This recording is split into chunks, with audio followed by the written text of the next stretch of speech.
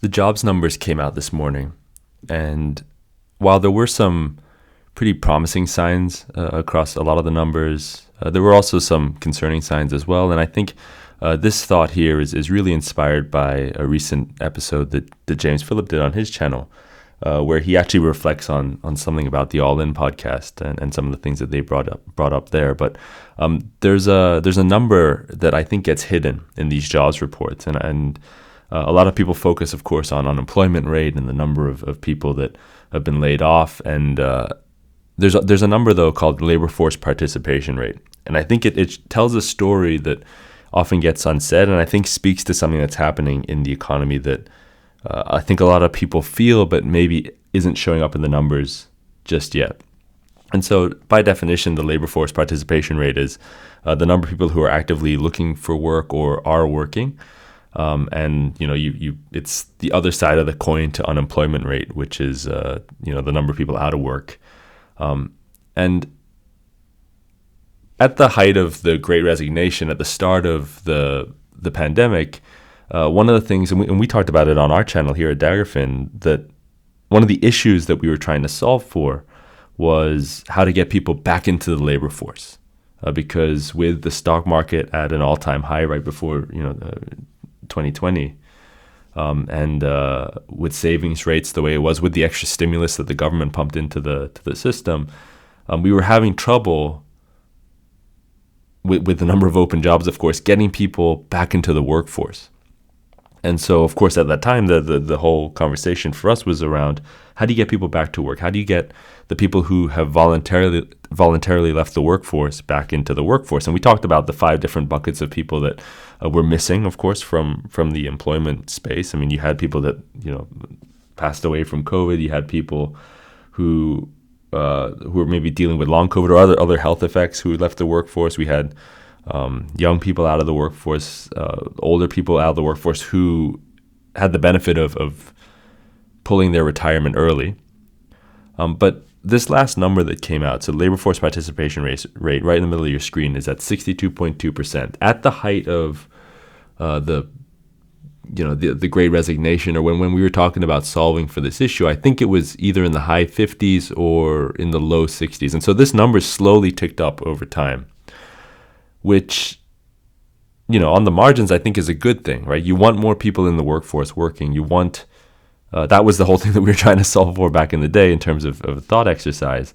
But what it's done, and I think in the macro environment now, where you talk about the layoffs that are happening, people, dwindling savings, people accessing credit a little bit more, is that number is showing that people are having to go back to work to deal with inflation, to deal with prices, whatever it is that they have to deal with in terms of life. But what that means, I think, is that the underlying economy probably isn't as strong as we want to believe. And I think that's the sentiment that James shares on his episode. I definitely recommend heading over there if you haven't heard it yet, his recap on the most recent All In podcast episode. But what he says is that, because he runs a company that does outplacement services, which is a service that people get once when companies do layoffs or mass layoffs. When you want to provide somebody with a soft landing, you give them outplacement services so that they have the tools necessary, a new resume, coaching, all that kind of stuff to go back into the labor force quickly.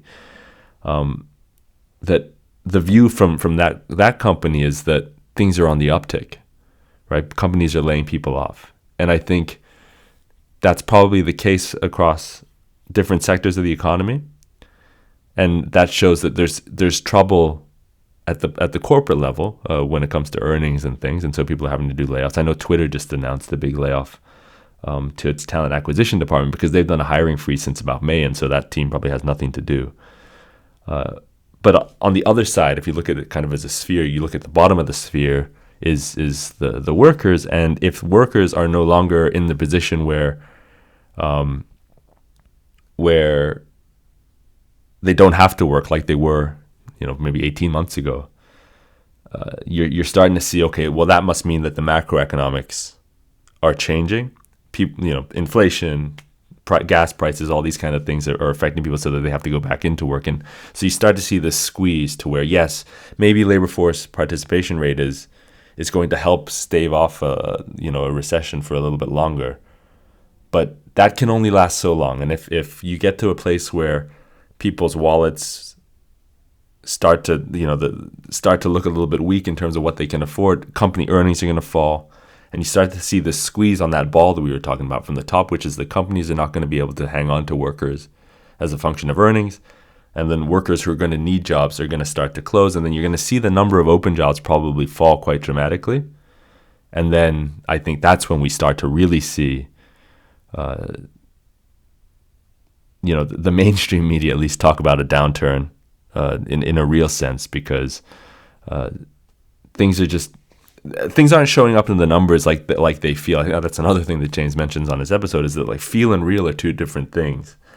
What we're seeing in the numbers is that, okay, we've got a couple industries that are doing layoffs, but it's not across the entire spectrum. Anecdotally, I think I spoke to an individual in the recruitment space yesterday, and they were saying that one of their clients is having record profits this year, but they've stalled on. They've decided to freeze hiring plans.